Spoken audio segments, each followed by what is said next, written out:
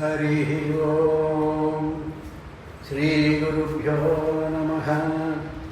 ఓం నమో భగవతే వాసుదేవాయ. ఓం నమో భగవతే వాసుదేవాయ. ఓం నమో భగవతే వాసుదేవాయ. ఓం నమో భగవతే వాసుదేవాయ. ఓం నమో భగవతే వాసుదేవాయ. ఓం నమో భగవతే వాసుదేవాయ. శుక్లాంబరధరం విష్ణుం శశివర్ణం చతుర్భుజం ప్రసన్నవదనం ధ్యాయేత్ సర్వవిఘ్నోపశాంతయే. ఆపదామపహర్తారం దాతారం సర్వసంపదాం లోకాభిరామం శ్రీరామం భూయో భూయో నమామ్యహం. కూజంతం రామ రామేతి మధురం మధురాక్షరం ఆరుహ్య కవితాశాఖాం వందే వాల్మీకికోకిలం.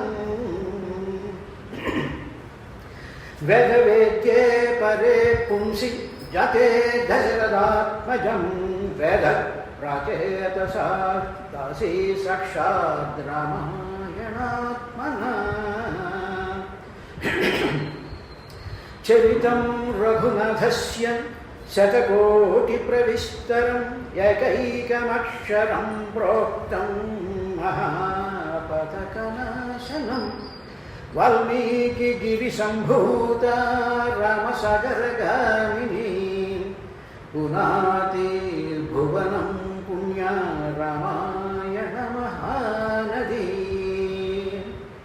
శ్రీరాఘవం దశరథాత్మజమప్రమేయం సీతాపతిం రఘుకులాం వయరత్నదీపం ఆజానుబాహుం అరవిందదళాయతాక్షం రామం నిశాచర వినాశకరం నమామి. రామం నిశాచర వినాశకరం నమామి. శ్రీ గురుభ్యో నమః. నిన్నటి కార్యక్రమంలో శ్రీరామచంద్రుడు ఈ భరత లక్ష్మణ శత్రుఘ్నుడు పుట్టడం అనేటువంటి విశేషాన్ని చూసాం. స్వాగతం కూడా పరిచయంగా. ఇప్పుడు దీనికన్నా ముందు ఒక విషయం ఏం జరిగింది అంటే బ్రహ్మదేవుడు కొంచెం ఈ ఈ యుగానికి ఇంత కొంచెం ముందు బ్రహ్మదేవుడు రావణాసురుడికి వరం ఇచ్చినటువంటి సందర్భంలో రాముడు వారికి సహాయం చేయడానికి మనుషులు కావాలి. మనకి ఎక్కడి నుంచి రావాలి అంటే వైకుంఠం నుంచి వస్తే లాభం లేదు, ఎందుకంటే వాడికి తెలిసిపోతుంది.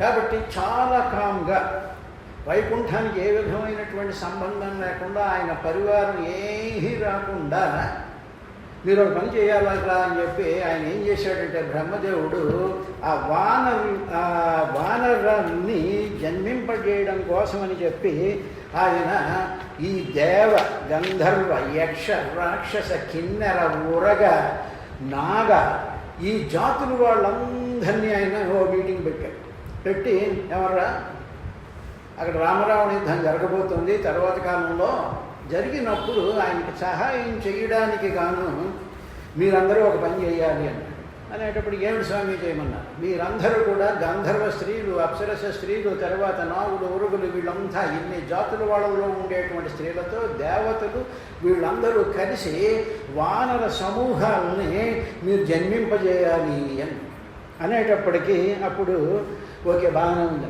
అటువంటి వానర సమూహాలు ఎలా ఉండాలి, వాళ్ళ యొక్క బలాలు ఎలా ఉండాలి, వాళ్ళ బిల్టప్ ఎలా ఉండాలి, వాటికి సంబంధించినటువంటి ఎలా ఉండాలి అనేటువంటి విషయాన్ని కూడా ఆయన డైరెక్షన్ ఇచ్చాడు బ్రహ్మదేవుడు. ఏమన్నాడంటే అద్భుతమైనటువంటి శక్తి కలిగి ఉండాలి, వాళ్ళు మహావీరులు ఉండాలి, వాయువు వలె ప్రచండంగా ఎక్కడికైనా ఎగిరిపోగలిగినటువంటి వాళ్ళు ఉండాలి, మంచి బ్రెయిన్ ఉన్న వాళ్ళు ఉండాలి, తర్వాత వాళ్ళకి మహాప్రజ్ఞ ఉండాలి, వాళ్ళు విష్ణు సమానమైనటువంటి ఆ తేజస్సు వాళ్ళకు ఉండగలగాలి, తర్వాత వాళ్ళు ఎవరు కూడా వాళ్ళని చంపకుండా ఉండాలి, వాడికి ఏ మీద బాణం వేసినా ఏ గట్టి పెట్టి కొట్టినా కూడా వాడు చావకూడదు, దెబ్బ తగ్గుతుంది, మళ్ళీ లేచి వచ్చేసి మీద పడిపోతూ ఉండాలి. తర్వాత మరి అటువంటి వాళ్ళకి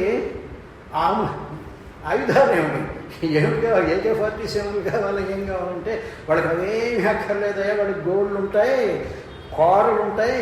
వాళ్ళు ఏం చేస్తారంటే చెట్లు అవన్నీ పీకేసేసి వచ్చినటువంటి వాళ్ళు కొట్టేస్తూ ఉంటారు. వాడికి గిరి శిఖరాలు ఉంటాయి, కొండలు ఉంటాయి, కొండల మీద బండరాళ్ళు ఇచ్చి కొట్టేస్తూ ఉంటారు వాళ్ళు. అటువంటి నాన్ కన్వెన్షనల్ వార్ఫేర్ ఉంటాయి. రామాయణంలో ఇది ఉంది.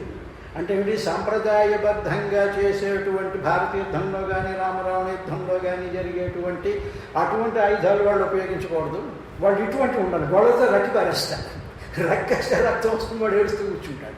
కాబట్టి ఇటువంటి వానర సమూహాలని మీరు క్రియేట్ చేయాలి.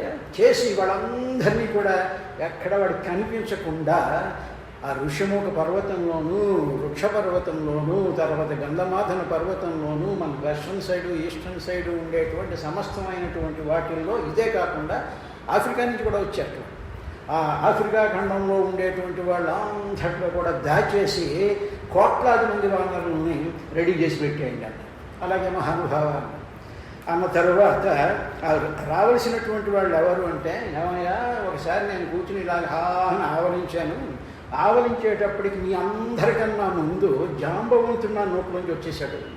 కాబట్టి వాడు మహత్తరమైనటువంటి బలశాలి కలిగినటువంటి వాడు. ఈ జాంబవంతుడు వృత్తాంతం ఏమిటంటే, విక్రమావతారంలో ఆయన మొత్తం అంతా వ్యాపించిపోతూ ఉండేటువంటి సందర్భంలో ఆయన చుట్టూ 27 సార్లు ప్రదక్షిణ చేసినటువంటి వాడు ఆ జాంబవంతుడు.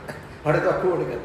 కాబట్టి అటువంటి జాంబవంతుడు కూడా మనతో ఉన్నాడు అని చెప్పిన తరువాత ఇంద్రుడు మహేంద్ర పర్వతం లాంటి దృఢమైనటువంటి వాలిని గంధర్వులతో కలిసి, ఆ గంధర్వ స్త్రీలతో కలిసి ఆయన వాలిని కన్నాడు. ఎక్కడ డిఫెక్ట్ చేశాడంటే, కండువా ఎక్కడ మార్చేసాడంటే, ఈ వాలి రావణాసురుని చూసి కండువా మార్చేసుకున్నాడు. వాడికి ఏం చెప్పారు, ఒరే రావణ వధ కోసం నువ్వు ఉండాలి ఆయన అని వాడి చేస్తే వాడు మాయలో పడిపోయి, రావణాసురుడు మాయలో పడిపోయి వాడు పార్టీ మార్చేశాడు. మార్చేసి చాలా భయంకరంగా ఆ రాముడు వారికి సహాయం చేయడానికి ఉండేటువంటి సుగ్రీవుడు ఆ వానరులందరినీ కూడా పీడించడం ప్రారంభించాడు. అందువల్ల రాముడు వారి కోపం వచ్చింది ఆ దాని మీద, వాడు చేసినటువంటి దుర్మార్గమైనటువంటి పనులు. అందులోనే ఏంటంటే మన పార్టీలో ఉన్నటువంటి వాడు మనం కొంచెం వెనుబడి ఓడుస్తూ ఉంటారు సాధారణంగా. అలా జరిగిందయ్యా. అన్న తరువాత వానరులందరిలోనూ ముఖ్యుడైనటువంటి తారుడు అనేటువంటి ఒక చాలా సూపర్ బ్రెయిన్ ఒక ఆయన ఉంటాడు.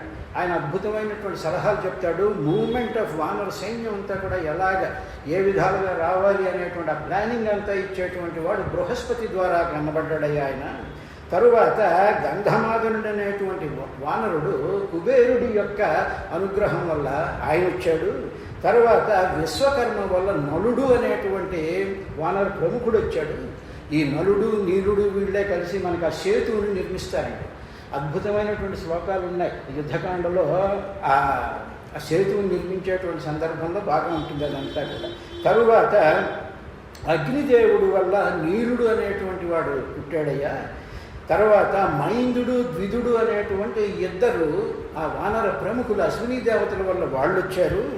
తరువాత హనుమంతుడు వాయుదేవుడి ప్రభావం వల్ల హనుమంతుడు వచ్చాడు. ఇలాగా కోట్లాది మంది ఈ వానర వీరులందరూ కూడా వచ్చేసి వాళ్ళందరూ కూడా రెడీగా కూర్చుని ఉండేటువంటి సందర్భంలో ఈ రాముడు వారికి సహాయం చేయడానికి వచ్చినటువంటి వాళ్ళు వీళ్ళు. ఇది అయిన తరువాత నిన్న రాముడు పుట్టాడు కదా, మరి ఆయనకి నామకరణం చేద్దాం ఇవాళ. ఏమిటి జరిగింది అంటే, శ్రీరామచంద్రుడు ఎలాగ ఇదనేటప్పటికీ ఉత్తరకామేష్టి యాగం అయిపోయింది. ఆ పాయసం తీసుకున్నారు, ఆ పంపకాలు అయ్యేగా నిన్న. అయిన తర్వాత అయోధ్య నగరానికి వీళ్ళందరూ, అప్పుడు అక్కడ ఋష్యశృంగ మహర్షికి తర్వాత వచ్చినటువంటి అతిథులకి వీళ్ళందరికీ కూడా రిటర్న్ గిఫ్ట్స్ ఇచ్చేసి వాళ్ళందరూ కూడా వాళ్ళ దేశాలకి వెళ్ళిపోయిన తర్వాత సద్బ్రాహ్మణులను ముందు పెట్టుకుని ఆయన ఆ స్వస్తి వచనాలు పలుకుతూ ఉంటే అయోధ్యానగరంలోకి దశరథ మహారాజు భార్యలతో సహా వెళ్ళాడు. వెళ్ళిన తరువాత ఇలాగ 6 ఋతువులు గడిచిన తరువాత, అంటే 1 సంవత్సరం అయిన తరువాత చైత్రశుద్ధ నవమి నాడు పునర్వసు 4వ పాదంలో శ్రీరామచంద్రుడు ఆ కౌసల్యాదేవికి ఉద్భవం చెందాడు, పుట్టాడు. అప్పుడు నేను మొన్న చెప్పినటువంటి దాంట్లో ఆ కౌసల్య యొక్క ఆ లక్షణం గురించి ఆవిడ ఎటువంటిది అనేటువంటి దానికి లాలిత లలిత తపోవ్రత నిష్ఠాచార చరిత ప్రముదిత సుయోగ కుశల కౌశలముదిత నైర్మల్య కౌశల్యాగర్భ సంభూత షోడశకళా పూర్ణాభిరామ. ఆవిడ ఎటువంటిదంటే లాలిత లలిత, సాక్షాత్తు పరాశక్తి అయినటువంటి లలితాదేవి చేత లాలించబడినటువంటిది ఆ మహాసాధకురాలు కౌశల్యాదేవి. తపోవ్రత, బ్రహ్మాండమైనటువంటి తపస్సు చేసినటువంటిది, వ్రతాలాచరించినటువంటిది, నిష్ఠ ఆచార, సమస్తమైనటువంటి ఆచారాల్లోనూ కూడా నిష్ఠ కలిగినటువంటిది, ప్రముదిత, ఎప్పుడు కూడా చాలా సంతోషంగా ఉండేటువంటి మనస్థితి కలిగినటువంటిది, సుయోగ, మంచి యోగా కలిగినటువంటి, కుశల, చాలా కుశలత్వంతో అంటే చాలా నైపుణ్యంతో ఉండేటువంటి, కోసల ముదిత, కోసల రాజ్యానికి ఉండేటువంటి ప్రధానమైనటువంటి మహిళ పట్టమహిషావిడికి, నైర్మల్య, ఏ విధమైనటువంటి మలినము లేనటువంటి మహత్తరమైనటువంటి ఆ నారాయణ స్మరణ చేత నిరంతరము కూడా మనసంతా కూడా వెలిగిపోయేటువంటి కౌశల్యాగర్భ సంభూత షోడశకళా పూర్ణాభిరామ అని ఆయన అప్పుడు పుట్టాడు. పునర్వసు నక్షత్రంలో 4వ పాదంలో పుట్టాడు. అప్పుడు ఏం జరిగింది అంటే, సాక్షాత్తు నారాయణుడు పుడుతూ ఉండేటువంటి సందర్భంలో 5 రకాలైనటువంటి గ్రహాలు వాటి యొక్క ఉచ్చస్థానాలలో ఉన్నాయట. అందులో సూర్యుడు, తరువాత అంగారకుడు అంటే కుజుడు అన్నమాట. ఇప్పుడు మనకి రాజు కుజుడు ఈ క్రోధినామ సంవత్సరంలో. వీడేం చేస్తాడంటే మనస్తాపం కలిగిస్తాడు, ఇప్పుడు తప్పదు భరించాలి. ఆ కుజుడు, గురుడు, శుక్రుడు, శని అనేటువంటి 5 గ్రహాలు వాటి యొక్క స్థానాల్లో, వాటికి స్వగృహాలు ఉంటాయి. వాటిల్లో ఉంటే వాళ్ళకి ఆ మహత్తరమైనటువంటి ప్రభావం వస్తుంది. అటువంటి ఉచ్చస్థితిలో ఉండేటువంటి స్థితిలో పంచోచ్చే లోకనాయక అని శాస్త్రం. అంటే ఏమిటి? 5 రకాలైనటువంటి ఈ గ్రహాలు ఉన్నాయి, నవగ్రహాల్లో. ఇవన్నీ కూడా వాటి యొక్క ఉచ్చస్థానంలో ఉన్నప్పుడు అటువంటి టైంలో పుట్టినటువంటి వాళ్ళు లోకనాయక, లోకాలందరికీ కూడా నాయకులు అవుతారు అని శాస్త్రం. కాబట్టి అప్పుడు శ్రీరామచంద్రుడు పుట్టాట. తరువాత అందులో ఎప్పుడు పుట్టాడంటే, ఇప్పుడు మనకి మామూలుగా పంచాంగ శ్రవణం విన్నప్పుడు మూఢమి అంటారు కదా, శుక్రమూఢమి, గురుమూఢమి అని 2 ఉంటాయి. అప్పుడు ఏమీ కార్యక్రమాలు చేయకూడదని ఏదో శాస్త్రం చెప్తూ ఉంటుంది. మూఢమి అంటే ఏమిటంటే అర్థం, సూర్యుడు, అందులో 2 గ్రహాలు ఉన్నాయి. ఒకటి ఏమిటంటే గురుడు, ఒకటి శుక్రుడు. వీళ్ళు బ్రాహ్మణ గ్రహాలు అంటారండి. వీళ్ళు మహా తేజోవంతులైనటువంటి వాళ్ళు. అందుకనే గురుబలం ఉండాలండి, శుక్రబలం ఉండాలండి అంటారు. ఈ గురుడు, శుక్రుడు కూడా వాళ్ళు మహత్తరమైనటువంటి తేజంతో ఉండేటువంటి సందర్భంలో వాళ్ళు ఎప్పుడైతే సూర్యగ్రహం దగ్గరికి వస్తారో, అందులోకి సూర్యుడు ఉన్నప్పుడు గురుడు వచ్చాడో, అప్పుడు ఏమవుతుందంటే గురుడు యొక్క ప్రభావం తగ్గిపోతుంది. అదేవిధంగా శుక్రుడు యొక్క ప్రభావం తగ్గిపోతుంది. అప్పుడు ఏమవుతుంది, మనం ఏదైనా ముహూర్తాలు పెట్టుకోవాలంటే ఈ శుక్రబలం, గురుబలం ఉండాలని చేస్తాం. కాబట్టి అప్పుడు తగ్గిపోతుంది. ఇది ఎలా ఊహించాలి అంటే, 1000 క్యాండిల్ లైట్ ఉందనుకోండి, అప్పుడు చిన్న కొవ్వొత్తు అగ్గిపుల్లో వెలిగిస్తే ఎలా ఉంటుంది, ఆ గురుడు యొక్క ప్రభావం అలా ఉంటుందన్నమాట. కాబట్టి అటువంటి సందర్భంలో శుభకార్యాలు తలపెట్టకూడదు అని చెప్పి చెప్తూ ఉంటారు. ఇప్పుడు వాళ్ళ గృహాల్లో ఉండేటువంటి సందర్భంలో అప్పుడు శ్రీరామచంద్రుడు వచ్చాడయ్యా. ఉన్న తరువాత అప్పుడు ఆయన మకర, కర్ణాటక, మీన, తులారాశులు యందు వాళ్ళు ఉన్నారు, వాళ్ళందరూ కూడా. అలాంటి సందర్భంలో శ్రీరామచంద్రుడు విష్ణువంశ సంభూతుడై విష్ణువు యొక్క ఒక అంశను తీసుకుని వచ్చినటువంటి వాడు. ఇక్కడ జాగ్రత్తగా గమనించుకోవాలండి. ఏమిటంటే ఈ కాన్సెప్ట్స్ ఎలా ఉంటాయంటే, ఒక బ్రహ్మాండమైనటువంటి ఒక వెలుగు ఉందనుకోండి, ఒక పెద్ద వెలుగు. ఆ వెలుగులో నుంచి ఒక చిన్న ముక్క తీసి పక్కకి ఇలా పెట్టామనుకోండి, ఆ వెలుగులో ఏ క్వాలిటీస్ అయితే ఉంటాయో అవే క్వాలిటీస్ అందులోంచి మనం తీసే పక్కన పెడితే వస్తుంది. పెద్ద అన్నం ఉందనుకోండి గిన్నెలో, మొత్తం అన్నంలో ఏ ప్రాపర్టీస్ అయితే ఉంటాయో అందులోంచి ఒక ముద్ద తీసి పక్కన పెట్టినట్టు అనమాట. అంశ అంటే అది సాక్షాత్తు శ్రీమన్నారాయణుడే వచ్చాడంటే అలా కాదు, అందులో అంశస్వరూపంతో ఆయన వచ్చాడు. అలాగే 4 అంశస్వరూపంలో ఆయన ఈ భూమి మీదకి వచ్చాడు. తర్వాత ఈయన అలా ఉచ్చ గ్రహాలు ఉండేటువంటి సందర్భంలో ఆ జాతకుడికి ఏమిటి సత్యవాక్య పరిపాలన ఉంటుంది, సర్వ సద్గుణ సంపన్నుడై ఉంటాడు. తరువాత వీళ్ళందరూ కూడా ఆయన మాట వినాలి అనేటువంటి ఒకనొక ఫీలింగ్ కలుగుతూ ఉంటుందట అటువంటి ఆ మనుషుల్ని, అటువంటి జాతకుల్ని చూసినప్పుడు. కాబట్టి అటువంటి లక్షణాలతో శ్రీరామచంద్రుడు పుట్టిన తర్వాత ఆ మరనాడు భరతుడు పుష్యమీ నక్షత్రంలో చైత్రశుద్ధ దశమి నాడు ఆయన పుట్టాడు. ఆ రోజు కాదు, ఆ రోజు పునర్వసు నక్షత్రం ఉన్నప్పుడు 4వ పాదంలో ఉన్నప్పుడు నవమి నాడు ఆయన పుట్టాడు. ఆ మర్నాడు దశమి నాడు భరతుడు పుట్టాడు కైకేయీదేవి గర్భంలో.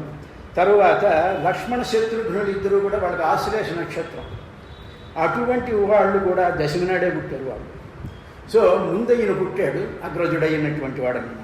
ఇలాగా ఉండేటువంటి సందర్భంలో ఆయన సరే ఈ పుట్టినటువంటి వాళ్ళ యొక్క జాతకాన్ని కుండలి, అది కుండలి అంటాం కదా, జాతకాలు చేస్తూ ఉంటారు కదా, ఆ జాతకాలు చేసినటువంటిది పెద్దలు మనకి ఆ కుండల్ని ఇందులో చూపించారు.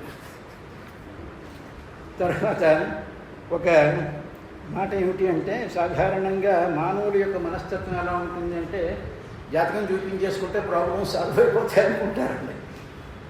కాదు, గ్రహాలు. అందుకనే భాగవతంలో ఒక మాట ఉన్నది ఏమిటంటే, కాలావయవ సంస్థాత గ్రహ కారణ నక్షత్రకాణి అని ఉంటుంది.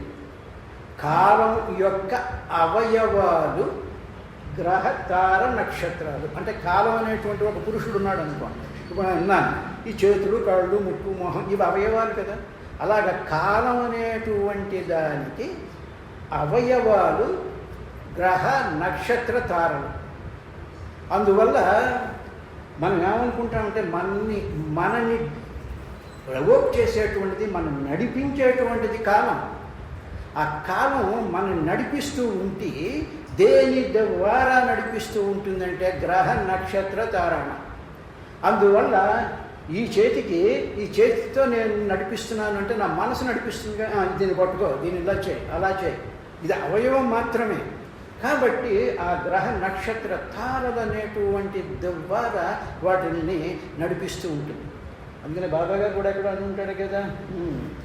కాబట్టి ఏమిటంటే అటువంటి మహత్తరమైనటువంటి శక్తి కాలస్వరూపుడైనటువంటి వాళ్ళు, మహానుభావులైనటువంటి వాళ్ళు.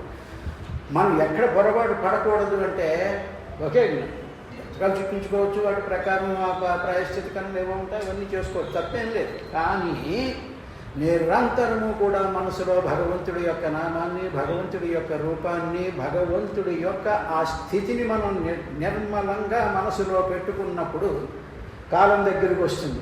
వచ్చి ఏమయ్యా can I come in to your house అనేటప్పటికీ యస్ యు ఆర్ పెర్మిటెడ్ అన్నాం అనమాట. ఆ లోపలికి వస్తాడు, వాడు చేయాల్సిన పని చేసుకుంటాడు, వెళ్ళిపోతాడు. కాబట్టి కాలానికి అధిపతి అయినటువంటి పరమాత్మ యొక్క స్వరూపం అంశ కింద సాక్షాత్తు శ్రీమన్నారాయణ ఉదయించాడయ్యా. ఇలాగా వచ్చినటువంటి ఆయన అప్పుడు ఈ నలుగురిని కూడా వాళ్ళు ఉయ్యాలు వేసిన తరువాత ఏం జరిగిందంటే, అది వీళ్ళు పుట్టినటువంటి ఏడాది తర్వాత 6 ఋతువులు జరిగిన తరువాత నామకరణం జరిగింది. రామాయణం తెలియని విషయాలు చాలా వస్తున్నాయి కదా. మనం ఏమనుకున్నామంటే అప్పుడే చేసేసారు అనుకున్నాం. దానికి ఏం చేస్తూ ఉంటారంటే, వాటిల్ని ఈ లోపల ఇలాగ పిల్లలు పుట్టిన వెంటనే కూడా ఏం చేయాలంటే దానాలు చేస్తూ ఉంటారు. ఎప్పుడైతే ప్రసూతి గృహంలో ఆ పిల్లవాడు పుట్టాడు, గర్భంలో నుంచి బయటకు వచ్చాడు అనగానే ఇమ్మీడియట్గా దానాలు చేయాలి. ఇప్పుడు శ్రీకృష్ణ పరమాత్మ పుట్టినప్పుడు ఈయన ఇద్దరు జైల్లో ఉన్నారు కదా. అలాంటప్పుడు ఏం చేశాడంటే, ఆయన మానసికంగా బ్రాహ్మణోత్తములకి సహస్రమైనటువంటి గోవులు దానం చేసేసాడు ఆయన మానసికంగా. అందువల్ల మనకి అవ్వదు, మనకి ఏ హాస్పిటల్లోనో ఎక్కడో ఉంటాం, పిల్లాడు పుట్టాడంట అన్నదాన్ని మన కంగారులో ఉంటాం. అలాంటి మొట్టమొదటి మానసికంగా ఏదో ఒక గౌరవం ఎవరికో బ్రాహ్మణోత్తముడికి ఇచ్చేసినట్టు ఒక భావన చేస్తే చాలు. ఎందుకంటే వసుదేవుడు అలా చేశాడు కాబట్టి. తర్వాత మనం ఇచ్చుకోవాల్సిన దానాలు ఏవో ఉంటాయి, అవి ఏమైనా ఇవన్నీ వాళ్ళు ఇచ్చుకోవచ్చు. తర్వాత అప్పుడు ఏం చేశాడు, అతీత్యైకాదశాహంతు నామకర్మ తథా కరో జ్యేష్ఠం రామం మహాత్మానం భరతం కైకేయీసుతం. అంటే ఒక ఏడాది అయిన తరువాత అప్పుడు వీళ్ళకి నామకరణ మహోత్సవం చేశారట. చేసిన తర్వాత ఎవరు పేరు పెట్టారండి? మనం ఏం చేస్తామంటే మన బారసాలు చేసేటప్పుడు అమ్మమ్మ కోపం వస్తుంది, వాడు బామ్మ కోపం వస్తుంది, నాన్నమ్మ కోపం వస్తుంది, నా పేరు పెట్టలేదు అది కూర్చుంటారనమాట. వాడు అయ్యో బారసాలు చేసుకుంటున్నాం పిల్లాడికి రెండర్రా అంటే వాళ్ళు వచ్చి కూర్చుని పేరేం పెడుతున్నారు అనేటప్పటికీ ఏదో సాయిబాబా గారి పేరు పెట్టుకుంది. సాయిబాబా గారి పేరు పెట్టుకుంటారు, నీ పేరు పెట్టట్టే అని చెప్పి దానికి వెళ్ళడం, దాని కోపం వస్తుంది, అది కాఫీ తాగదు, అది ఉప్మా తిందు. అందుకని ఏంటంటే ఇలాగా ఈ మనుషుల చేత పేర్లు పెట్టిస్తే లాభం లేదురా అని చెప్పి శాస్త్రం ప్రకారం వాడు పురోహితుడైనటువంటి వశిష్ఠుడి చేత నామకరణం చేయించారు రామచంద్రుడికి. అదేవిధంగా శ్రీకృష్ణుడు పుట్టినప్పుడు వాళ్ళ కులగురువు అయినటువంటి పేరు గర్గి మహారాజ్ చేత ఆయన నామకరణం చేయించారు. కాబట్టి ఆ మహర్షులు వాళ్ళ నామం పెడతారు, ఆ పేరు పెడతారు. మామూలుగా నామము అంటే పేరు అని కదండి. నేమ్ అంటే ఏమిటండి ఐడియా? నేమ్ అంటే ఏంటి? ఇప్పుడు నా పేరు రామారావు. రామారావు అంటే ఎవరైనా నన్ను రామారావు అనగానే ఇంకో నేను గుర్తుకొస్తాను. అంటే నేను గుర్తుకు వస్తున్నాను అంటే దాని అర్థం ఏమిటనమాట? రామారావు అనేటువంటి మాట అన్నప్పుడు మన మనసులోకి ఒక ఐడియా వస్తుందిగా, ఐడియాని నామం అంటారు. పేరంటే ఐడియా. ఎక్కడుంది? నాకు ఎక్కడైనా ఉందండి రామారావు. ఈ మధ్యన పచ్చ పక్కన కొడుకు చూస్తున్నారు, ఒళ్ళంతా కంపెనీ చేసుకుంటారు. సో ఇలాంటిది కాదు, ఐడియా అన్నమాట. నామం అంటే ఐడియా. అటువంటి ఐడియా సమస్తమైనటువంటి ఈ విశ్వంలో ఆ పేరు చెప్పిన వెంటనే ఎటువంటి ఐడియా సమస్త భూత జనులకి కూడా కలగాలో అటువంటి మహాప్రభావవంతమైనటువంటి పేరు వశిష్ఠ మహర్షి ఆ శ్రీరామచంద్రుడికి రామ అని పెట్టాడు. 2 అక్షరాలు రామ, ఇది ఆయన పెట్టినటువంటి పేరు. పెట్టేటప్పటికి మామూలుగా ఇంకా మిగతా ఏమీ కలవలే, ఇంకే పేర్లు ఏమీ లేవు, రామ అంతే, ఒకటే మాట. వశిష్ఠ పరమ ప్రీతో నామాని కృతమాస్తదా. ఇప్పుడు రామ అని పేరు పెట్టడంలో ఉద్దేశం ఏమిటో తెలిసినంటే, రామ అంటే రకారం ర ప్లస్ ఆ ప్లస్ మ, ఇది విడదీస్తే రా ప్లస్ ఆ ప్లస్ మ, రామ. రా అనేటువంటిది అగ్ని బీజము అంటారు. ఆ అనేటువంటిది అకారో బ్రహ్మ విష్ణు ఈశ అని శాస్త్రం. అంటే ఆ అనేటువంటి అక్షరంలో, అందుకనే భగవద్గీతలు అంటాడు అక్షరాణం అకారోస్మి, అక్షరాలన్నిటిలోనూ కూడా నేను అకారాన్ని అంటాడు కృష్ణుడు.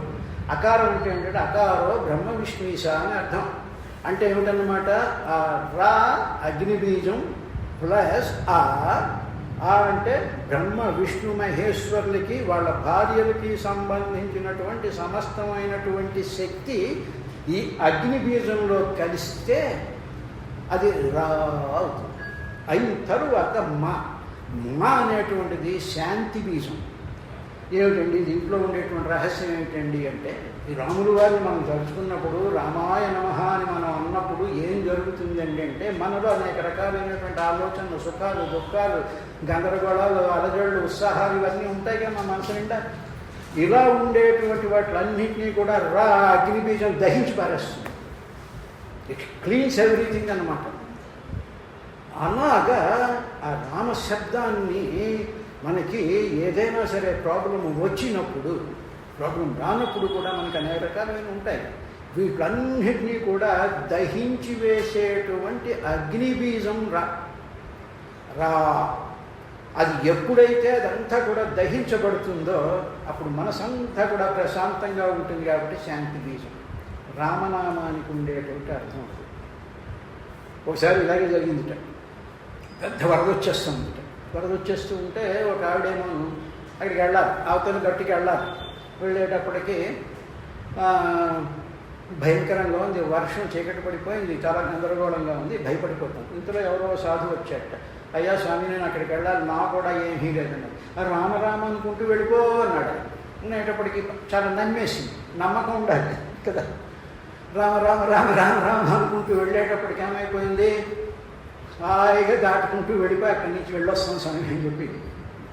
కాబట్టి రామనామం కష్టాల నుంచి, రకరకాలైనటువంటి ప్రాబ్లమ్స్ నుంచి రక్షించి మన మనసుకి శాంతినిచ్చేటువంటిది రామనామం. అందుకనే స్వామివారు అక్కడ శ్రీరామోత్సవాలు చేయడానికి కారణం ఏంటంటే ఇదర్రా బాబు, దీని వెనకాల ఉండేటువంటిది ఏదో తీర్థమును ఇంత పెసరపప్పు తినిపోవడం కాదు. తరువాత ఇప్పుడు ఆయన తర్వాత మిగతా వాళ్ళకి లక్ష్మణుడు, భరతుడు, శత్రుఘ్నుడు అని పేరు పెట్టారు. పేరు పెట్టిన తరువాత ఈ వచ్చినటువంటి జనాలకి ఆ నామకరణ మహోత్సవంలో ఇవి కూడా ఏం చేశారంటే చాలా, అంటే ఆ అయోధ్య నగరంలో మిగతా దేశాల వాళ్ళని వీళ్ళని ఏమి పిలవకుండా ఆల్మోస్ట్ కొంచెం ప్రైవేట్ అఫైర్ కిందే చేశారు. ఎందుకంటే వాడు రెడీగా ఉన్నాడు అక్కడ, ఏం జరుగుతుందో ఏమిటో అనేటువంటి ఇన్ఫర్మేషన్ కొంత దాచవలసినటువంటి పరిస్థితి ఉంది కాబట్టి అది కొంచెం. అదేవిధంగా శ్రీకృష్ణ జన్మం జరిగినప్పుడు కూడా ఎక్కడ జరిగింది అంటే గోశాలలో పేరు పెట్టాడండి ఆయన.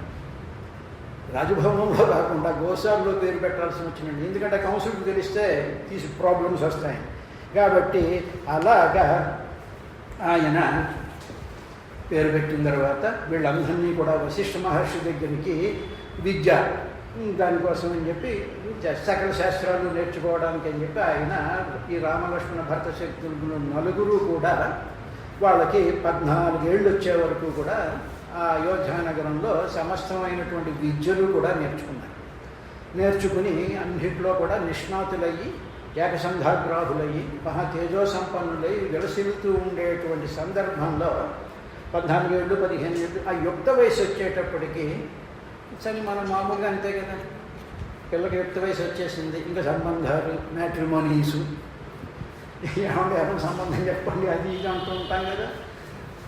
అది దశరథ మహారాజుకి వచ్చింది. మంత్రులందరినీ ఆయన సమావేశపరిచాడు. ఏమయ్యా బాబు, పుత్రుల వివాహ విషయం ఆలోచించాల్సినటువంటి సమయం వచ్చేసింది. ఇప్పుడు వాళ్ళకి వివాహం జరపాలి, రేపు జరుపుదాం, వివాహం జరపాలి వాళ్ళకి.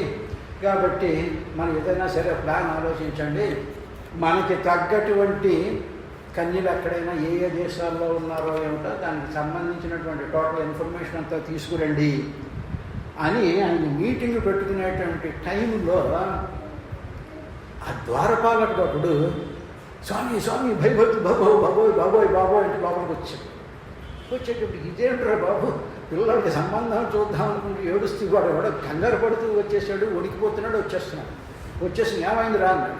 ఏం లేదండి బాబు, అక్కడ విశ్వామిత్ర మహర్షి వచ్చున్నాడు రెడీగాను, నేను గాధిరాజు కుమారుణ్ణి బ్రహ్మర్షి అయినటువంటి విశ్వామిత్రుని దశరథుని చూడడానికని వస్తున్నాను, పర్మిషన్ ఇస్తాడో లేదా, రమ్మనమంటాడో లేదా కనుక అనేటప్పటికీ మహానుభావులు వచ్చారన్నమాట అని చెప్పి మహాత్మ సంతోషంతో కూడా ఉన్నాడు కదా. దశరథ మహారాజు పిల్లలు పుట్టారని గబగబా వీళ్ళు వశిష్ఠాది మహర్షులతో వెళ్ళి ఆయన్ని సాదరంగా లోపలికి ఆహ్వానం చేసిన తర్వాత అప్పుడు విశ్వామిత్రుడు వచ్చి కూర్చున్న తర్వాత అందరు మహర్షులు అందరూ పక్కన కూర్చున్నారు. ఈయనేమో ఇక్కడ ఆసనం వేశారు. దశరథ మహారాజు పాద పూజ అవన్నీ చేసిన తర్వాత అప్పుడు విశ్వామిత్ర మహర్షి ఆయన్ని ప్రశ్నలు కొన్ని వేశాడు. ఏమిటంటే, రాజా నీ పురం బాగుందా, యువర్ సిటీ బాగుందా, తర్వాత నీ ధనాగారం బాగుందా, యువర్ ట్రెజరీ బాగుందా, అంతేగాని అక్కడి నుంచి ఎఫ్ఆర్బిఎం లెవెల్స్ దాటేసి లోన్ తీసుకొచ్చి జీతాలు ఇచ్చుకోలేనటువంటి పరిస్థితుల్లో లేదు కదా, నీ ధనాగారం పుష్కలంగా ఉందా. మహర్షుల యొక్క అలా ఉంటుందండి. నువ్వు బాగున్నావా, నీ ఆరోగ్యం ఎలా ఉంది, నీ బీపీ ఎంత ఉంది, షుగర్ ఉంది అని అడగలేదు. మహర్షుల యొక్క లక్షణం ఎలా ఉంటుందంటే సకల ప్రజల యొక్క బాగోగులు ఎలా ఉంటాయి, అక్కడ ఏవైనా ప్రాబ్లమ్స్ వచ్చినప్పుడు వాళ్ళ తపోబలంతో వాళ్ళు అక్కడ కరెక్ట్ చేస్తూ ఉంటారు త్రూ రాజుల ద్వారా.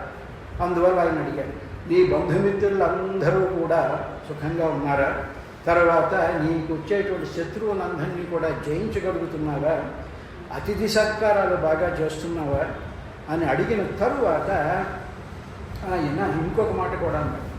నీ దేశంలో పరిపాలనలో ఉండేటువంటి బ్రాహ్మణోత్తములందరూ కూడా నిత్యకర్మానుష్ఠానాలు సరిగ్గా చేస్తున్నారా లేదా, అవి చేయకపోతే మాత్రం చాలా ప్రమాదం. కాబట్టి you must control those fellows అన్న తర్వాత వెంటనే అన్నీ బాగున్నాయి మహర్షి, ఇప్పుడు మీరు రావడం అనేటువంటిది అమృతం లభించినట్టుంది మాకు. తరువాత నీళ్లు లేని చోట వర్షం కురిసినట్టు వచ్చింది, సంతానం లేని వానికి ధర్మపత్ని ఎంత సంతానం కలిగినటువంటిది. ప్రనష్టస్య యథా లాభో యథా హర్షో మహోదయే తథైవ ఆగమనం మన్యే స్వాగతం తే మహామునే. స్వాగతం మహాభావా నీకు అని చెప్పిన తరువాత, మీరు ఇలా రావడం చాలా అదృష్టంగా ఉంది, నా జన్మ సఫలమైంది కాబట్టి మీ శుభదర్శనం వల్ల నేను కృతార్థుణ్ణయ్యాను అన్నాడు. అందువల్ల ఏమిటంటే మన శాస్త్రం ఏం చెప్తుందండి అంటే, సత్పురుష దర్శనం చాలా మంచిది అని చెప్తుంటుంది. సత్పురుషుల యొక్క దర్శనం చేసుకోవాలి. చేసుకున్నట్లయితే అప్పుడు ఆ సత్పురుషులలో ఉండేటువంటి ప్రభావం ఆ గృహస్థులకో లేకపోతే ఆ యజమానికో అది అందుతూ ఉంటుందన్నమాట. వాళ్ళలో ఉండేటువంటి ఆరాంతమే అది వాళ్ళకు వస్తూ ఉంటుంది. సత్పురుష దర్శనం చేసుకోవడం వల్ల వచ్చేటువంటిది. దుష్పురుషుల యొక్క దర్శనం చేసుకుంటే ఏమవుతుందో స్వామివారు చిన్న కథ చెప్పాడు, చెప్తాను. ఒకసారి ఓ స్వామివారు ఉన్నట్టు ఆయన పెద్ద పటారం ఉంటుంది కదా, పాత పూజలు అవన్నీ చేయించుకుంటూ ఉంటారు కదా, వాళ్ళందరూ కలిసి స్వామి ఆయన ఇక్కడ బజారు హిల్స్లో ఉంటాడనమాట. వాడు ఇన్కమ్ ట్యాక్స్ కమిషనర్ పెడతాం, స్వామి మీ పాత పూజ చేసుకుంటాం, మీరు రావాలి. తప్పకుండా వస్తాను. ఆయన శిష్యగణంతో ఆయనంతా వచ్చాడు. మంచి స్వాగత సత్కారాలన్నీ పెట్టారు. ఆయన భోజన సత్కారాలు చేస్తున్నాడు. మంచి మంచి వెండి కంచాలలో వాళ్ళకి భోజనాలన్నీ పెట్టారు. ఈ స్వామివారు కూర్చొని ఆరోగిస్తున్నారు. ఆయన శిష్యుడు కూడా పక్కన ఉన్నాడు. ఇటువంటి శిష్యులు ఉన్నారు, వాళ్ళు కూర్చున్నారు. భోజనం అయిపోయేటువంటి సందర్భంలో ఆ శిష్యుడు ఏం చేశాడో ఒక వెండి చెంచాను జేబులో పెట్టేసి గురువుగారు చూశారు. అర్థమైంది గురువుగారికి, వీడు వెండి చెంచా లోపల పెట్టేశాడు అన్న తర్వాత అంతా అయిపోయి సత్కారాలు అయిపోయిన తర్వాత సాగనింపడానికి ఈయన వెళ్ళాడు. చివరిదాకా వెళ్ళిన తర్వాత ఒరే వెండి చెంచావాడికి ఇచ్చేసేయి, నువ్వు అది ఆశ్రమానికి పట్టుకొస్తే నేను పట్టుకుంటాను, వాడు వెండి చెంచావాడికి మనకి ఇచ్చేసారు. అంటే ఏమిటంటే దుష్ట పురుషుడిని చూస్తే మన బుద్ధులు కూడా అలా మారుతాయన్నమాట. నువ్వు ఎంత స్వాధ్యాయపరుడుగైనా అనుష్ఠానపరుడుగైనా. అందువల్ల దుష్టజన సంరక్షణ చేయకూడదు, అటువంటి వాటికి కూడా దాకూడదే జాగ్రత్త. కాబట్టి ఇలాగా నువ్వు నీ వల్ల కృతార్థుణ్ణయ్యానయ్యా అని చెప్పిన తర్వాత దశరథ మహారాజు ఒక కమిట్మెంట్ ఇచ్చేశాడు. స్వామి ఇలాంటి మహానుభావులు ఇక్కడికి వచ్చారు కదా, వచ్చినప్పుడు మీకు ఏం కావాలి, మీ కోరిక ఏమిటో చెప్పండి, నేను తీర్చేస్తాను అన్నట్టు కమిట్ అయిపోయాడు. అనేటప్పటికీ వెంటనే ఆ విశ్వామిత్ర మహర్షి ఏమన్నాడంటే, అహం నియమాదిష్టే సిద్ధ్యం పురుషర్షభ తస్య విఘ్న కరౌ ద్వౌతౌ రాక్షసౌ కామరూపిణం వ్రతే మే బహుశీర్ణే సమాప్త్యాం రాక్షసా విమౌ మారీచస్య సుబాహశ్చ వీర్యవంతౌ సుశిక్షతౌ. వాళ్ళు ఏం చేస్తున్నారంటే, సమాంసరుధిరౌఘేన వేధింతాం అభ్యవర్షతాం అవధూతే తదాభూతే తస్మిన్ నియమ నిశ్చయే అన్నాడు. అనేటప్పటికీ నేను ఒక సిద్ధిని సాధించడం కోసం అని చెప్పి ఒక యజ్ఞాన్ని తలపెట్టాను దశరథ. అప్పుడు ఆ యజ్ఞం చేస్తూ ఉండేటువంటి సందర్భంలో కామరూపులైనటువంటి 2 రాక్షసులు సరిగ్గా అది ఆ చివరికి వచ్చేటువంటి టైంలో వాళ్ళు ఏం చేస్తున్నారంటే ఆ రక్త మాంసాలు దాంట్లో పారేస్తున్నారు. పారేసేటప్పటికి మళ్ళీ యజ్ఞం మొదటికి వచ్చేస్తుంది. కానీ నేను యజ్ఞస్థానంలో కూర్చున్నప్పుడు, నేను యజ్ఞం చేస్తున్నాను కదా, చేస్తున్నప్పుడు నాకు మొట్టమొదటి కోపం రాకూడదు, చిరాకు రాకూడదు, ఏ విధమైనటువంటి మనస్సు చెంచలం కలగకూడదు. నాకు వాళ్ళని 5 నిమిషాల్లో భస్మం చెయ్యగలను నేను. ఆ శక్తి నాకు, ఆ శక్తి కూడా నాకు గుర్తుకు రాకూడదు. అంటే ఆ సాధన చేసేటువంటి వాడికి, లేకపోతే ఆ హోమం చేసేటువంటి వాడికి, ఆ పూజ చేసేటువంటి వాడి యొక్క మనస్థితి ఎలా ఉండాలంటే అలా ఉండాలి. మనం ఏం చేస్తుంటామండి, పూజ చేస్తున్నాడు, ఎక్కడో సెల్ ఫోన్ సెల్ పక్కన ఉంటుంది అనమాట. టింగ్ టింగ్ అనగానే ఏ మెసేజ్ వచ్చిందో చూస్తూ ఉంటాం. ఓం నమ శివాయ, ఓం నమ శివాయ అంటుంటే నేను చూస్తూ ఉంటాను. కాబట్టి ఇటువంటి పనులు కుదరదు. అలాగే వాళ్ళు వచ్చి డిస్టర్బ్ చేసేస్తున్నారయ్యా. కాబట్టి అటువంటి వాళ్ళని సంహారం చేయడానికి నీ రాముణ్ణి నాతో పంపించు అని ఓ బాంబు పిలిచాడు. వేసేటప్పటికీ అప్పుడు దశరథ మహారాజుకి వెంటనే ఒక రకమైనటువంటి కంపం వచ్చేసింది. డౌన్ అయిపోయాడు. అంత ఉత్సాహంగా ఉన్నాడు, పిల్లలు బ్రహ్మాండంగా ఉన్నారు, ఇదంతా ఆనందంతో ఉండేటువంటి సందర్భంలో అప్పుడు రాజా, నీకు పుత్రవాత్సల్యం ఎక్కువగా ఉండడం మూలంగా రాముడి యొక్క శక్తి యుక్తులు నీకు తెలియటం లేదు. కాబట్టి రాముడు సామాన్యమైనటువంటి వాడు కాదు, సాటి లేని పరాక్రమవంతుడైనటువంటి వాడు. కావలిస్తే నీ పురోహితుడైనటువంటి వశిష్ఠ మహర్షిని అడుగు నువ్వు, కాబట్టి నాతో పంపు అన్నాడు. అనేటప్పటికీ ఈయన ఏం చెప్పాడంటే, నేను పంపనుగాక పంపను. ఒకటే మాట, ముందే ఉన్నాడు, మాట ఇచ్చేసాడు, పంపించేస్తాను, తర్వాత నేను పంపను అన్నాడు. ఇప్పుడు ఏమిటి జరిగింది అంటే, ఆ పుత్రవాత్సల్యానికి సంబంధించినటువంటి మమకారం దశరథ మహారాజును బంధించేసి ఆయన మాట తప్పాడు. ఈ మాట తప్పడం అనేటువంటిది ఇక్ష్వాకు వంశంలో ఏ మహారాజుకి కూడా లేదు. ఇది ఫస్ట్ టైం ఈయన ఈ విధమైనటువంటి మాట తప్పడం జరిగింది. అనేసి ఏమన్నాడు అంటే, వాళ్ళు నిన్ను బాధిస్తున్నారన్నావు కాబట్టి వాళ్ళని సంహారం చేయడానికి నేను బయలుదేరి వస్తాను. నా దగ్గర ఒక అక్షహుని సైన్యం ఉంది, నాకు శస్త్రాస్త్రాలు తెలుసు. నేను అప్పుడప్పుడు దేవతల్ని వాళ్ళు పిలిస్తే యుద్ధానికి వెళ్ళేటువంటి వాడిని. కిం వీర్య రక్షసాస్తే చకస్య పుత్రాశ్చకే చతే కథం ప్రమాణాకైచాతం రక్షంతి ముని పుంగవ. అసలు స్వామి, ఆ రాక్షసులు ఎవరు, వాళ్ళకి సంబంధించినటువంటి ఏంటి, వాళ్ళ బలం ఎంత, వాళ్ళు ఏ ఆయుధాలతో వస్తూ ఉన్నారు అని ఈయన ఏం చేశారంటే ఒక ఎంక్వైరీ చేశాడు. అడిగేటప్పటికీ అప్పుడు ఆయన చెప్పాడు, ఆ రావణుడు పౌలస్త్య వంశంలో పులస్త్యుడు అనేటువంటి మహామునికి పుట్టినటువంటి బ్రాహ్మణుడు. వాడు ఏం చేస్తూ ఉంటాడంటే, సర్వలోకాలని కూడా భయకంపితం చేసేస్తూ ఒక రాక్షస మూకని తయారు చేసుకున్నాడు. ఆ పర్సనల్ ఆర్గ్యుమెంట్ చేసే బౌన్సర్స్ అలాగే తయారు చేసి పెట్టుకున్నాడు. వాడు పెట్టుకునే దాంట్లో ఈ మారీచుడు తాను మాత్రం యజ్ఞాలను ఎప్పుడూ పాడు చేయలేదు. రావణాసురుడు యజ్ఞాలు పాడు చేయలేదు కంటే ఓన్లీ ఈ మారీచ సుబాహుని చేత వాడు యజ్ఞాలను పాడు చేయించడం ప్రారంభిస్తూ ఉన్నాడు వాడు. అలాగా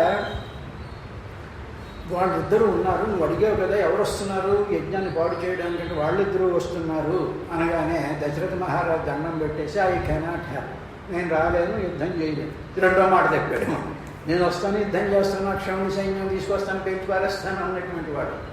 అయ్యి బాబాయ్, వాళ్ళతో నేను రాలేను అన్నాడు. ఇప్పుడు నా ప్రాబ్లం ఎవరు తీరుస్తారా, వస్తానని తయారయ్యో, నువ్వు రాలేనంటున్నావు. తర్వాత ఆ రావణాసురుడికి ఉండేటువంటి ఇంకొక సంగతి ఏమిటంటే, వాడు రణభూమి యందు ప్రతి వీరుల యొక్క బల శౌర్యాలను లాగేస్తాడు.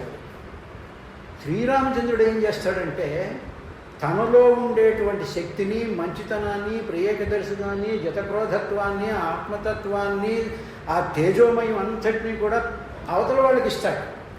వీడేం చేస్తాడంటే మిమ్మల్ని నీరసపరిచేస్తాడనమాట, లాగేస్తాడు, మిమ్మల్ని లాగేస్తుంటాడు. రాముల వారికి రావణాసురుడికి అది డిఫరెన్స్. అందువల్ల నేను వచ్చాను అనుకో, ఇప్పుడు 60,000 ఏళ్ళు వచ్చాయి, అది కూడా అన్నాడు, వచ్చాయి మా అక్షౌణి సైన్యం అంతటిని కూడా ఇలా గుంజేసాడంటే అందరూ పడిపోతారు, నేనేం చేయలేను మహానుభావ, కాబట్టి నా కుమారుని నేను పంపనుగాక పంపను అని ఈయన విశ్వామిత్రుడు కదా. అందువల్ల తస్య రోషపరీతస్య విత్రామిత్రస్య ధీరత చచార వసుధా కృష్ణ వివేశ చ భయం సురాన్ త్రస్తరూపం తు విజ్ఞాయ జగత్సర్వం మహాన్ ఋషి నృపతిం సువ్రతో ధీరో వశిష్ఠో వాక్యమబ్రవీత్ అనేటప్పటికి ఆయన కోపం చూసేటప్పటికి వశిష్ఠుడు ఎంటర్ అయిపోయాడు. ఆయన ఎవరో ఒకరు సర్ది చెప్పాలిగా అందుకని వశిష్ఠుడు ఎంటర్ అయిపోయి, స్వామి ఒక మాకు నేను మా వాడిని నేను సముదాయించుకుంటాను అని చెప్పి, ఓ రాజా, ఆయన ఒక మహత్తరమైనటువంటి విషయం చెప్పాడు. నువ్వు ఇంతకాలం ఇప్పుడు ఇంత బ్రహ్మాండమైనటువంటి అశ్వమేధయాగం చేశావు. ఆ రాములు వారు ఎవరో మాత్రం ఈ ఇద్దరు మహర్షులు కానీ మిగతా మహర్షులు కానీ ఆ సీక్రెట్ విష్ణు వస్తున్నాడు అనేటువంటిది మాత్రం దశరథ మహారాజుకి వీళ్ళెవరికి తెలియదు. వాళ్ళు ఆ సీక్రెట్ని పెట్టుకునే కూర్చున్నారు, చెప్పలేదు బయటికి. నువ్వు అశ్వమేధయాగం చేసేసావు కదా, దాని ఫలితంగా విశ్వసింహ మహర్షి వల్ల నీకు బ్రహ్మాండమైనటువంటి 4 పుత్రులు కూడా జన్మించారు కదా. తర్వాత నువ్వు ఈ స్వధర్మాన్ని ఆచరిస్తూ ఉన్నావు కదా, ఆచరిస్తూ ఉండేటువంటి సందర్భంలో ఇచ్చినటువంటి మాట కానీ తప్పినట్లయితే నువ్వు నాశనం అయిపోతావు. మహర్షికి మాట ఇచ్చాడు. ఎవరు నీకు నాకు మాట ఇస్తే పర్వాలేదు. మహర్షికి మాట ఇచ్చావు నువ్వు. నీ వంశంలో ఎప్పుడు మాట తప్పడం అనేటువంటిది లేదు. అటువంటప్పుడు నువ్వు చేసినటువంటి యజ్ఞ ఫలాలు ఏవైతే ఉన్నాయో అవన్నీ కూడా బూడిదలో కోసం పన్నీరు అయిపోతాయి, జాగ్రత్త అని చెప్పిన తరువాత అప్పుడు విశ్వామిత్రుడు ఎవరనుకుంటున్నావు నువ్వు? ఆయన ఆకృతి దాల్చినటువంటి ధర్మం, తరువాత వివిధమైనటువంటి అస్త్ర ప్రయోగాలన్నీ కూడా తెలిసినటువంటి వాడు. ఆయన ఎందుకు వచ్చాడంటే శ్రీరామచంద్రుడికి అస్త్రాలు ఇవ్వడానికి వచ్చాడు. రా బాబు, ఆయనతో పంపించు, యుద్ధం చేయాలి బ్రహ్మాండం, అది కూడా చెప్పరు. యుద్ధం జరుగుతుంది అది కూడా చెప్పరు. దశరథ మహారాజు వాడికి అస్త్రాలు ఇవ్వాలి. వశిష్ఠ మహర్షి నేనేదో పాఠాలు చెప్తున్నాను, వేదం నేర్చుకున్నాడు, అవి నేర్చుకున్నాడు. ఈ 14 సంవత్సరాల వయసులోని యోగ వాసిష్టం మొత్తం అంతా రాముల వారికి ఉపదేశం చేశాడండి వశిష్ఠ మహర్షి. యోగ వాసిష్టం అప్పుడు వచ్చింది, ఆయన ముసలితనంలో రాలే. ఆ కౌమారావస్థలో ఉన్నప్పుడు యోగ వాసిష్టం అంతా చెప్పాడు. అందులో రాములు వారు మొత్తం దేశం అంతా సంచారం చేస్తూ ఉండేటువంటి సందర్భంలో ఏమిటి ఇది, ఈ లోకం ఏమిటి, ఇదేమిటి, అదేమిటి అనేటువంటి ఒక నీరస భావంతో ఉన్నప్పుడు అనేక రకాలైనటువంటి ప్రశ్నలు వేస్తాడు. ఆ వేసినటువంటి వాటిలన్నిటికీ సమాధానం చెప్పి రాముణ్ణి ఉత్తేజపరిచాడు వశిష్ఠ మహర్షి. అటువంటి స్థితిలో ఇది జరిగిన తరువాత అప్పుడు ఆయన కొన్ని విశేషాలు చెప్పాడు. ఈ విశ్వామిత్రుడి దగ్గర అనేక రకాలైనటువంటి అస్త్రాలు ఉన్నాయి. ఆ అస్త్రాలు ఏమిటంటే కృశాసుడు అనేటువంటి దక్ష ప్రజాపతి యొక్క దౌహితులు కొంతమంది ఉన్నారు. వాళ్ళ యొక్క మనవలు అస్త్రాల కింద మారారు. ఇప్పుడు అస్త్రం అనేటువంటి దానికి మనకి కొంత కాన్సెప్ట్స్ సరైనటువంటి పద్ధతిలో లేవు. ఎవరైతే మహర్షులు ఉంటారో ఆ మహర్షులకి పుట్టినటువంటి పుత్రులు ఎవరైతే ఉంటారో ఆ పుత్రుడు కానీ వాళ్ళ వంశంలో ఉండేటువంటి వాళ్ళ యొక్క తేజస్సు, వాళ్ళకు ఉండేటువంటి ఓజస్సు, వాళ్ళకు ఉండేటువంటి శక్తి ఏం చేస్తారంటే వాళ్ళు ధారపోస్తారు. అలా ధారపోసినప్పుడు వాళ్ళల్లో నుంచి బయటికి వచ్చినటువంటి ఆ శక్తి స్వరూపాన్ని అస్త్రం అంటారు. శస్త్రం అంటే ఒక బాణం, ఒక పుల్ల, ఒక కత్తో ఏదో. అస్త్రం అంటే ఏమిటంటే ఇటువంటి వాళ్ళ యొక్క మంత్ర బల తపో బలాలన్నిటినీ కూడా తేజస్వరూపంలో తీసుకొచ్చి దానికి ధారపోస్తారు. అవన్నీ కూడా మంత్రాల రూపంలో ఉంటాయి. కాబట్టి విద్యలు అంటే మంత్రాలు అన్నమాట. అస్త్ర విద్య అంటాం సరే, విద్య అంటే మంత్రములు, అస్త్రములు అంటే ఇది.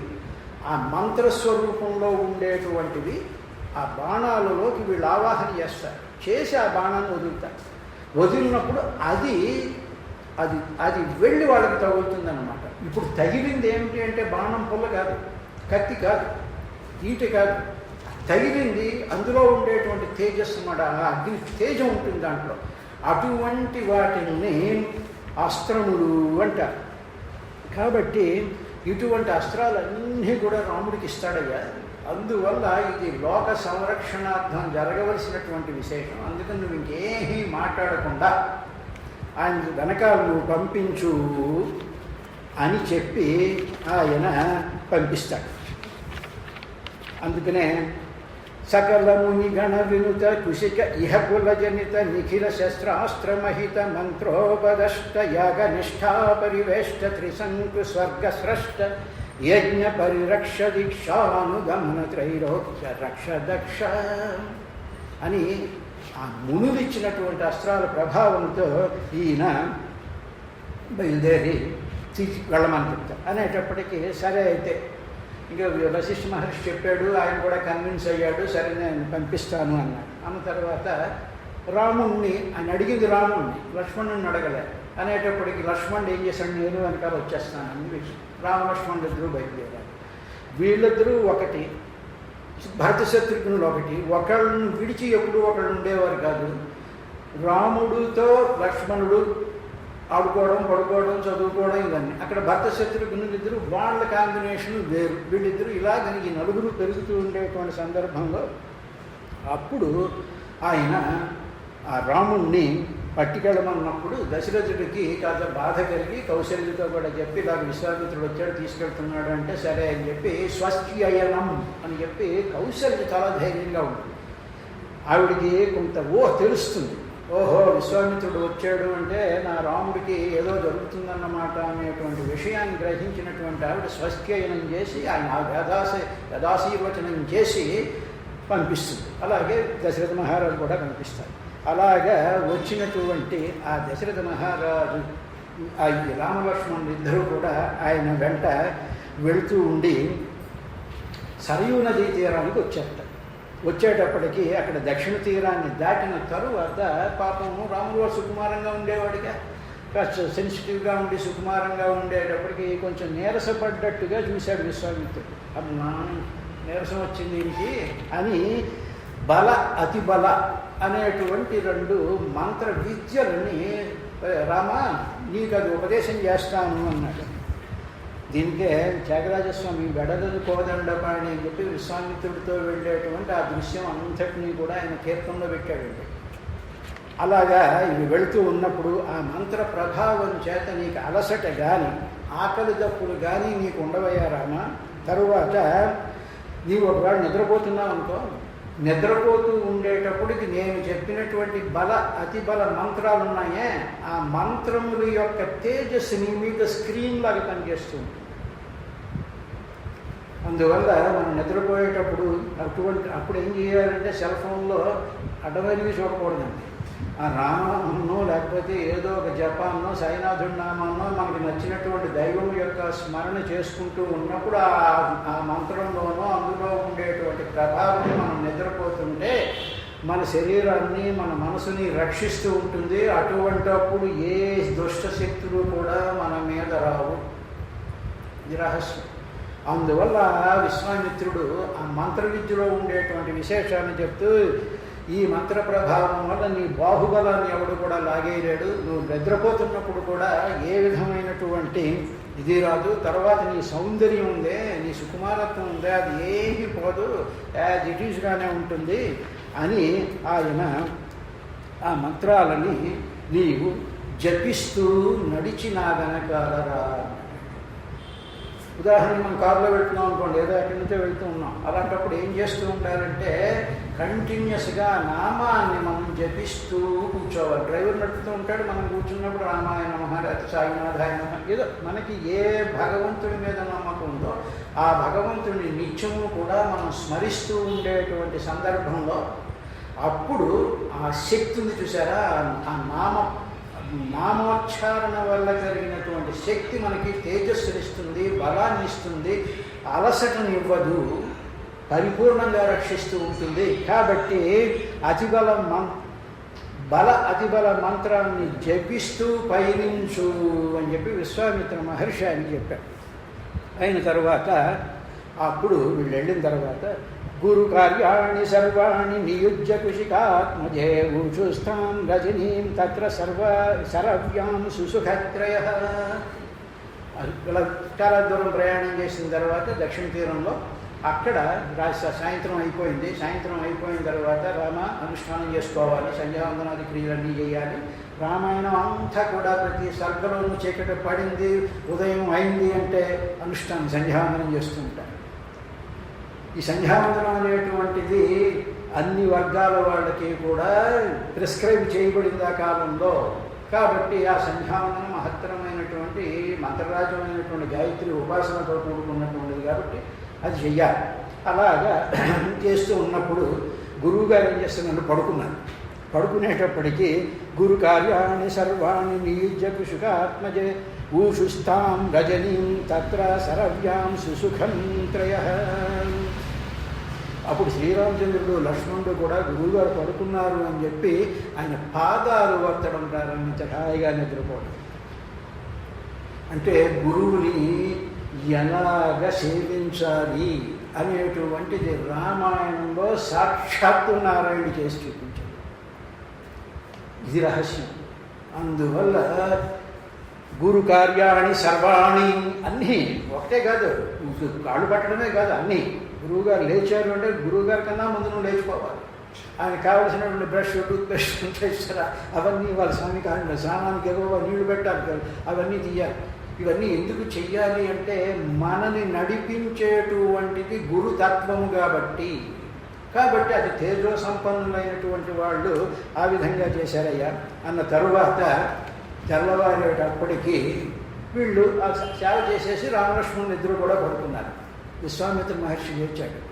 ఆయనకి తెలుసుగా ఈయన ఎవరో కాబట్టి అక్కడికి ఎలాగ వెళ్ళలేము, సాక్షాత్తు నా కోసం వచ్చి నా నందాలు వస్తూ యాక్ట్ చేస్తున్నాడు ఈయన అని చెప్పి పడుకున్నటువంటి ఆయన చూసి కౌసల్యా సుప్రజా రామా పూర్వా సంధ్యా ప్రవర్తతే ఉత్తిష్ఠ నరశార్దూల కర్తవ్యం దైవమాంగికం. వెంకటేశ్వర సుప్రభాతంలో 10వ శ్లోకం కదా. వెంకటేశ్వరుడు ఎవరు? వీడే. కాబట్టి కౌసల్యా సుప్రజా, కౌసల్యకు బాగుగా ప్రజా పుట్టినటువంటి వాడు. కౌసల్యకు మహత్తరమైనటువంటి ఆనందాన్ని, ఉత్సాహాన్ని, ఉల్లాసాన్ని ఇచ్చి కౌసల్య యొక్క మనసంతా నిండిపోయినటువంటి ఆవిడికి నోముల పంటగా, సుప్రజ అంటే నోముల పంటగా అని అర్థం అన్నమాట. సుప్రజ, ప్రజ అంటే పుట్టడు, సుప్రజ బాగుగా అంటే నోము చేస్తుంది ఆవిడ.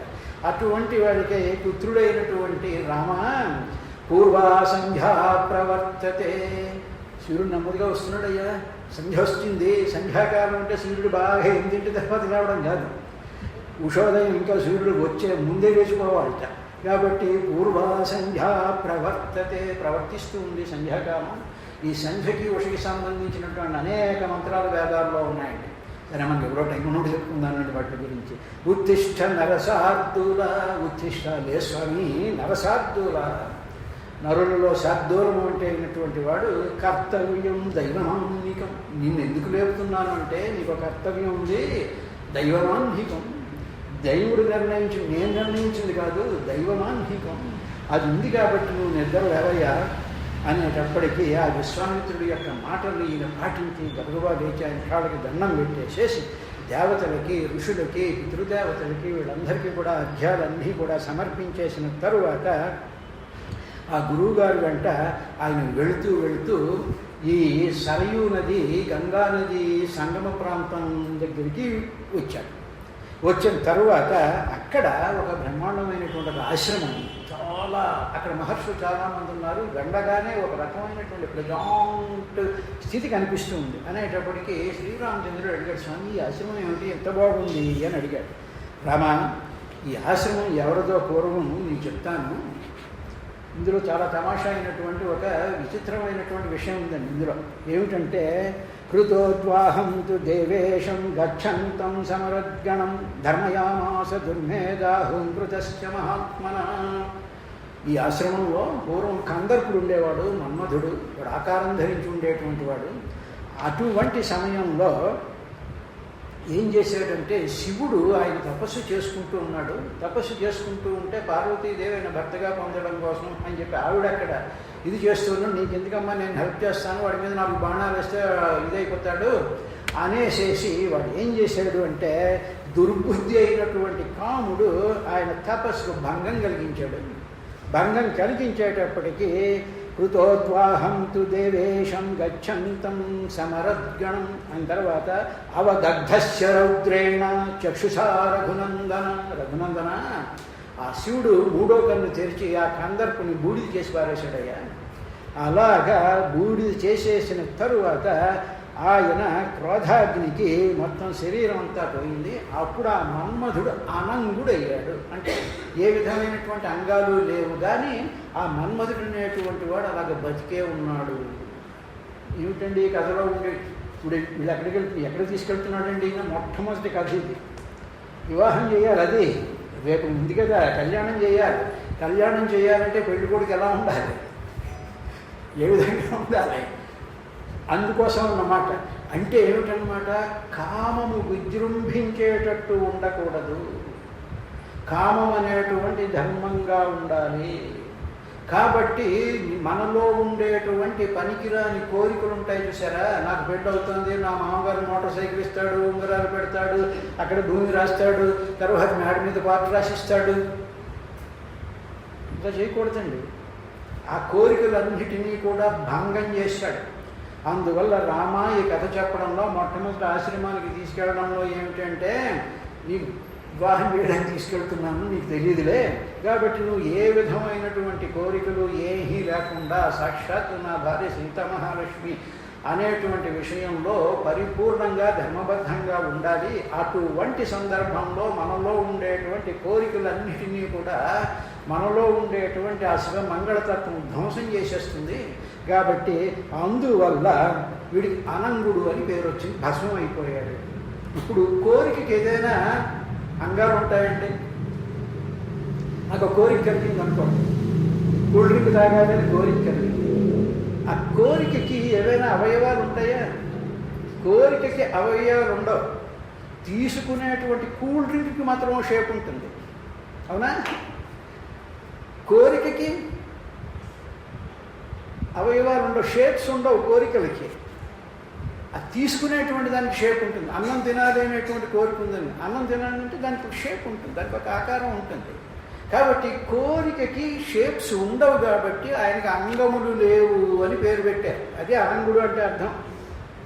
కాబట్టి ఆయన అంగాన్ని భస్మం చేసాడు అంటే ఏమిటంటే, కానీ ఈ కోరికకే కానీ షేప్స్ ఉన్నాయనుకోండి చాలా ప్రమాదం జరుగుతుంది, కొమ్మునిపోదు. అందుకు మహర్షులు కథలు చెప్పేటప్పుడు ఈ విధంగా చెప్తారు. తరువాత ఇప్పుడు ఈ ఆశ్రమంలోనే మనం రాత్రి గడుపుతామయ్యా, ఎందుకంటే ఆ ఆశ్రమ ప్రభావం వల్ల అనంగతమైనటువంటి ఆ కోరికా సమూహాలన్నీ కూడా పోతాయి. పోయి ఆ శివుడి యొక్క ఆవాహన నీలో జరిగినప్పుడు నీ మీద నీకు పూర్తిగా కంట్రోల్ వచ్చేటువంటి స్థితి వస్తుంది. ఇవన్నీ చెప్పడం ఆయన ఉద్దేశం, అది ఆ విధంగా తీసుకొచ్చాడు. తరువాత వెంటనే వీళ్ళు వచ్చారు కదా అని చెప్పి ఆ అనంగాశ్రమంలో ఉండేటువంటి మహర్షులందరూ కూడా అర్ఘ్యపాద్యాదులు ఇచ్చి వీళ్ళకి సన్మానం చేసి వాళ్ళందరినీ కూడా వేళ రాత్రి అక్కడ ఉంచారు. ఉన్న తరువాత అప్పుడు ఇంకా మాకు మర్నాడు ప్రయాణం ఉందయ్యా, మేము బయలుదేరి వెళ్ళాలి అని అనేటప్పటికీ అచ్చ స్వామి అని చెప్పి ఆ మహర్షులందరూ కూడా ఆ నదిని దాటడానికి ఒక నావను ఏర్పాటు చేసి మీరు క్షేమంగా వెళ్ళిరండి అని చెప్పి వాళ్ళని పంపించారు. పంపించేటప్పుడు నావ వెళుతూ ఉండేటప్పటికీ గంగా సరయూ నదులు కలిసినటువంటి ఆ ప్రాంతంలో ఈ నావలో వెళుతూ ఉండేటువంటి శ్రీరాముడికి తత శుశ్రావ వై శబ్దం అతి సంరంభవర్ధితం మధ్యమాగమ్యతో యస్య సహ రమః కనీయస. వెంటనే రాముడికి అక్కడ ఆ నదులు యొక్క ఆ అలజడి, ఆ ఒక శబ్దం ఒకటి వినిపించింది. వై శబ్దం శుశ్రావ అతి సంరంభవర్ధితం, చాలా సంభ్రమం వచ్చేటువంటి ఒక రకమైనటువంటి అలజడిలాగా ఒక శబ్దం, భయంకరమైనటువంటి శబ్దంలాగా ఒక శబ్దం వచ్చేసేటప్పటికి అప్పుడు విశ్వామిత్రుడు, స్వామి ఏమిటి శబ్దం వస్తుంది? గంగా నది సరయూ నది, ఈ సరయూ నది ఇలా వచ్చేటప్పటికి ఆ రెండు కలుసుకునేటువంటి సందర్భంలో అక్కడ వచ్చింది, నావ అలా వెళ్తేటప్పుడు ఏమిటి అని అడిగేటప్పటికీ అప్పుడు ఆయన చెప్పాడు, ఈ సరయూ నది ఎక్కడి నుంచి పుట్టింది అంటే బ్రహ్మదేవుడి యొక్క మనసులో ఒక సరస్సు పుట్టిందయ్యా, దాన్నే మానస సరోవరం అంటాం. ఇప్పుడు చూసారు కైలాసం దగ్గర ఉన్న మానస సరోవరం అంటే బ్రహ్మ యొక్క మనసులో పుట్టినటువంటి ఆ మానస సరోవరంలో నుంచి, ఆ సరస్సులో నుంచి పుట్టింది కాబట్టి అది సరయు అన్నారు. సరస్సు నందు పుట్టింది, అది పుట్టి అక్కడి నుంచి ఇక్కడికి వచ్చిందనమాట. ఆ వచ్చినటువంటి ఆ సరస్సు ఈ రెండిటి యొక్క పవిత్రమైనటువంటి స్థలం ఇది, కాబట్టి ఇక్కడ మనం స్నానాలు చేద్దాము అని చెప్పి ఆ సంగమ ప్రదేశంలో ఈ రామలక్ష్మణుడు విశ్వామిత్రుడు కూడా స్నానం చేశారు. చేసిన తరువాత వాళ్ళు ఇంకా అలా బయలుదేరుతూ ఆ తాటక ఉండేటువంటి తర్వాత మరద కసూర అరుషం అనేటువంటి ప్రాంతాలలో వాళ్ళు అక్కడికి వెళ్ళారు. తాటకతో బ్రహ్మాండమైనటువంటి యుద్ధం జరుగుతుంది. ఆ తాటక గురించి ఏం రాశానంటే, మునిశాపహత యక్ష కంకతిక కుత్కీల కుటిల జట పుంజారి భైద వికృత రూప కుంభ వ్యాపిత రచన సమర దుర్జయశీల తాటకావ కుభేద విశిక పుంఖావేద దేవముని ఘన వినుత వీర విక్రమరామ. అటువంటి భయంకరమైనటువంటి ఆ తాటక సంహారాన్ని శ్రీరామచంద్రుడు చేస్తాడు. చేసిన తరువాత ఆయనకి 53 రకాలైనటువంటి అస్త్రాలను ఆయన ఈ దేవతలందరూ వచ్చి స్వామి నువ్వు ఈయన తీసుకెళ్ళిపోతున్నావు బాగానే ఉంది, కానీ ఈయనకి మనం అస్త్రాలు ఇవ్వాలి కదా, ఆ అస్త్రాలు ఇవి అనేటప్పటికీ ఒక్కసారి చదివి వినిపిస్తాను. అస్త్రాలు ఎన్ని ఉంటాయో తెలుస్తుంది. దండచక్రము, ధర్మచక్రము, కాలచక్రము, తీక్ష్ణమైనటువంటి విష్ణు చక్రము, ఇంద్రాస్త్రము, వజ్రాస్త్రము, మహాశూలము, బ్రహ్మశిరోనామకాస్త్రము, ఐషికాస్త్రము, బ్రహ్మాస్త్రము, తర్వాత మోదకి, శిఖరి అనేటువంటి గదలు, తరువాత ధర్మపాశము, కాలపాశము, వర్ణపాశము, శుష్కాసని, అద్రాసని, నారాయణాస్త్రము, మహాస్త్రము, తర్వాత శిఖరము, ప్రధనము, క్రౌంచాస్త్రము, వాయువాస్త్రము, హైశిరస్సు, విష్ణుశక్తి, శివశక్తి, కపాలము, ముసలము, కంకణము, తర్వాత నందనము, ఖడ్గరాజము, తర్వాత మానవాస్త్రము, నిద్రను కలిగించేటువంటిది ఆ మానవాస్త్రం అన్నమాట. సౌరాస్త్రము, తర్వాత వర్షణము, శోషణము, సంతాపనము, విలాపనము, తరువాత మదనము, తామసము, సౌమనసము, సంవర్తము, మౌసలము, సత్యాస్త్రము, మాయాధరము, తర్వాత తేజప్రభ, శీతేషువు అని మొత్తం 53 రకాలైనటువంటి అస్త్రాల యొక్క మంత్రాలన్నింటినీ కూడా రాముడికి ఆయన ఉపదేశం చేశాడు. ఈ అస్త్రాలన్నిటినీ పెట్టుకొని ఆ రావణాసుడి వధ కోసం మొత్తం ఈ బ్యాక్గ్రౌండ్ అంతా తయారు చేసి పెట్టాడనమాట. అయిన తర్వాత వాళ్ళు అహల్యాశాప విమోచనం చేసుకుంటూ మిథిలానగరంలో ప్రయాణం చేస్తారు. రేపు శివధనుర్భంగం చేసి అమ్మవారితో కళ్యాణం చేసుకుంటాం.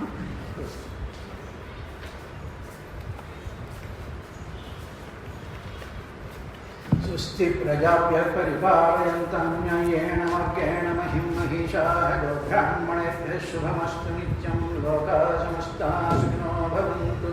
కాయేన వాచా మనసేంద్రియైర్వా బుద్ధ్యాత్మనా వా ప్రకృతే స్వభావాత్ కరోమి యద్యః సకలం పరస్మై నారాయణాయేతి సమర్పయామి. శ్రీమన్నారాయణాయేతి సమర్పయామి.